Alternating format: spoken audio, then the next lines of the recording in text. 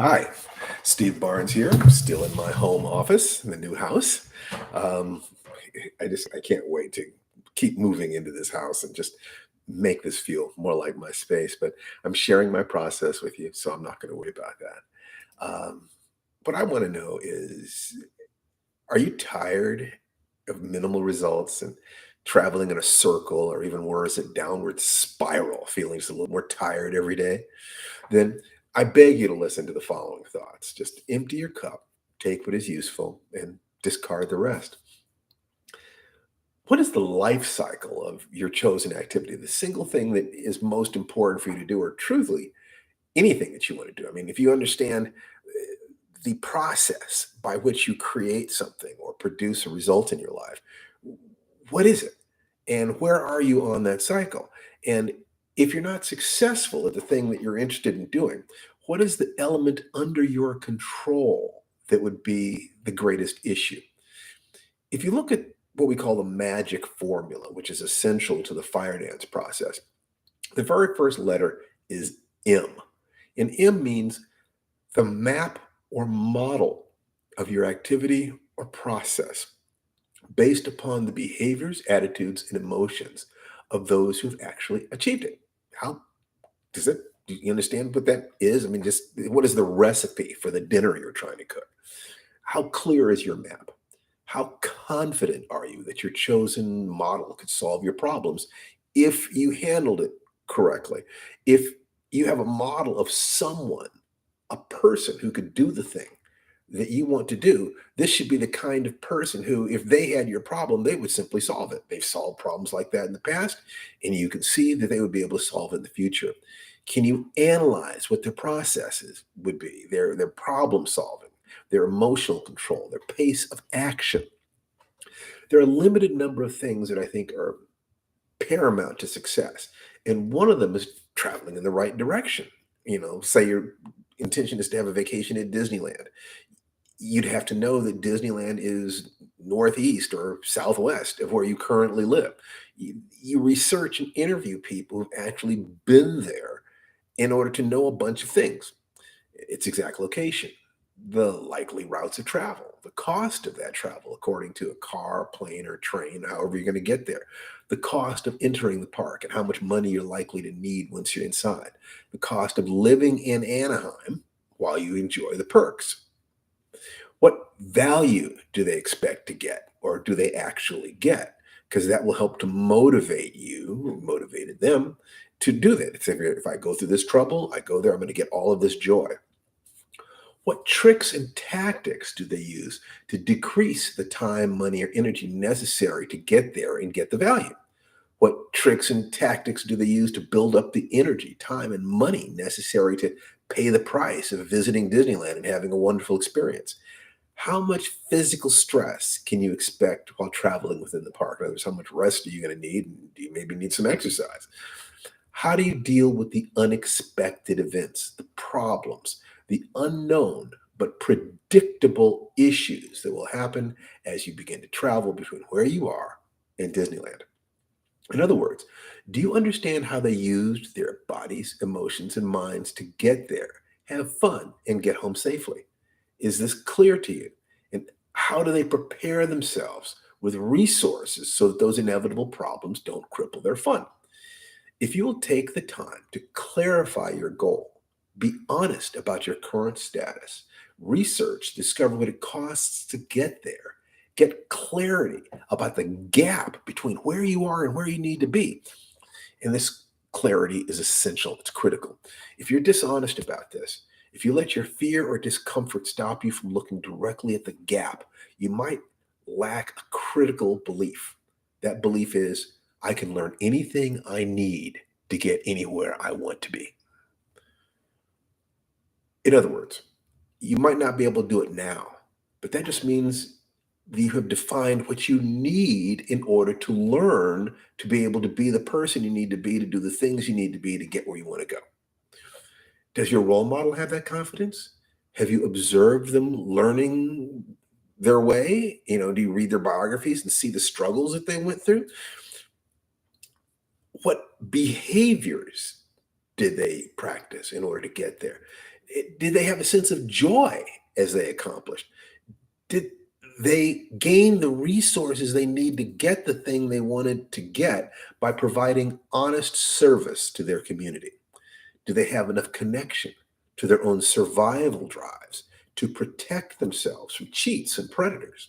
Look, no matter which of the three basic arenas you want to deal with, your mind, your body, your heart, in life writing, that's writing, relationships, and martial arts, this principle applies. And the beautiful thing is, if you will do the sober work of building the right map or discovering the right model, you can simply visualize them.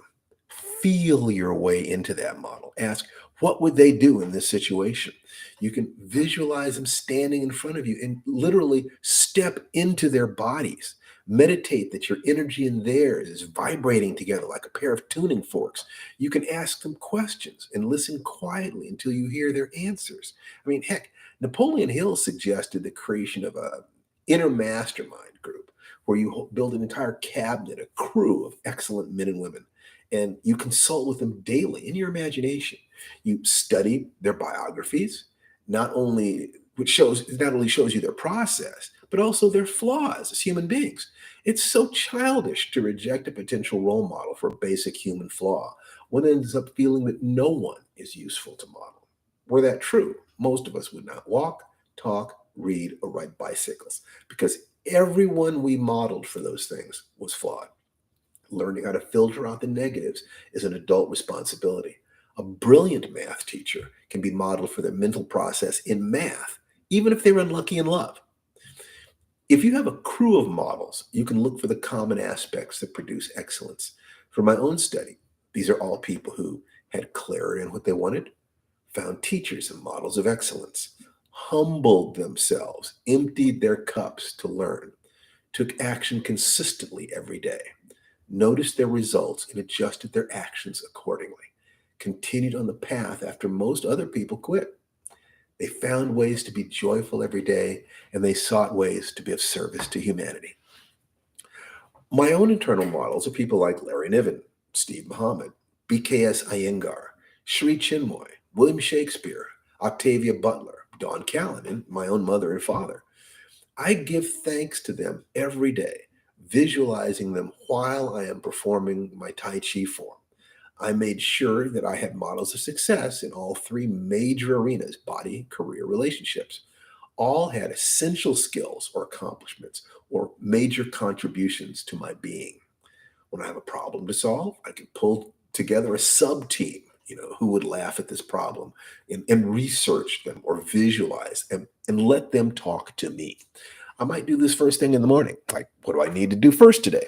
Or last thing at night. Did I finish everything I needed to do today? What were the important lessons I learned today? What is the most important thing for me to do tomorrow?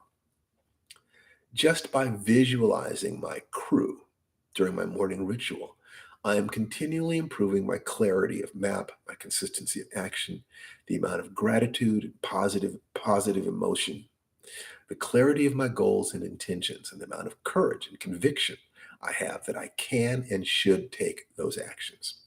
Let's back up. Because you cannot predict what will happen from your actions, only the average results. Over time, it is critical to enjoy the journey. Further, to select goals will motivate you to be a better person, a purer version of the person you are or wish to be.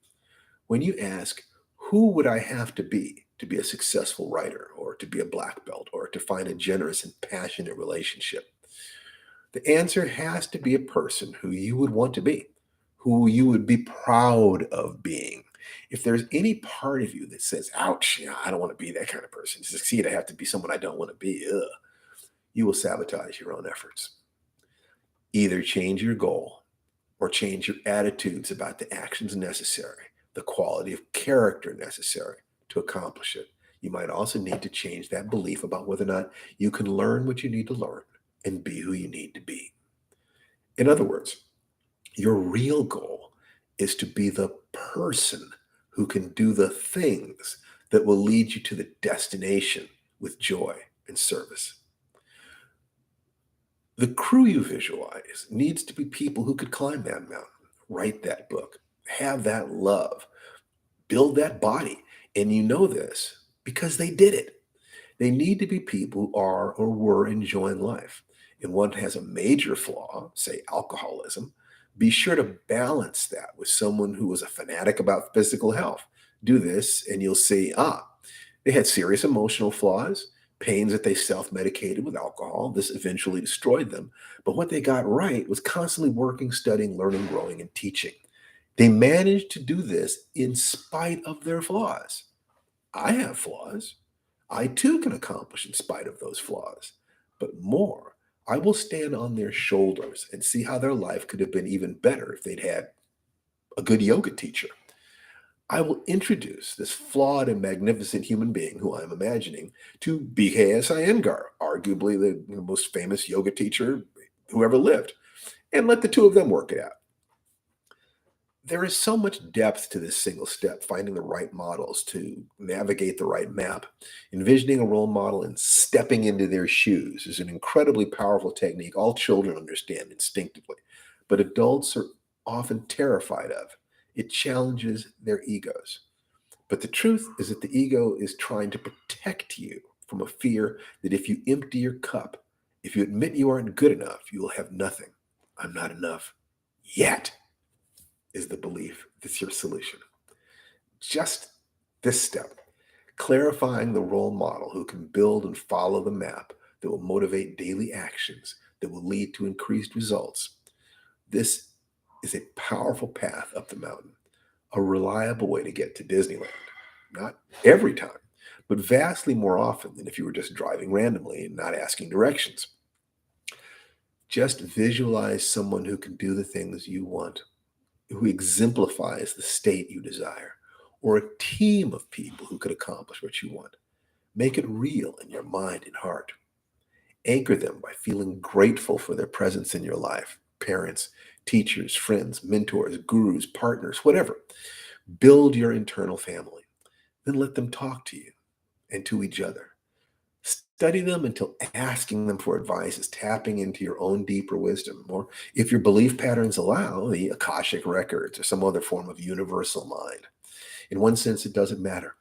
Either is better than limiting yourself to your conscious mind and ego. The first step of the magic formula, combined with movement, will change your life. Combine it with profound movement like Tai Chi or yoga, and it's another level of magic altogether.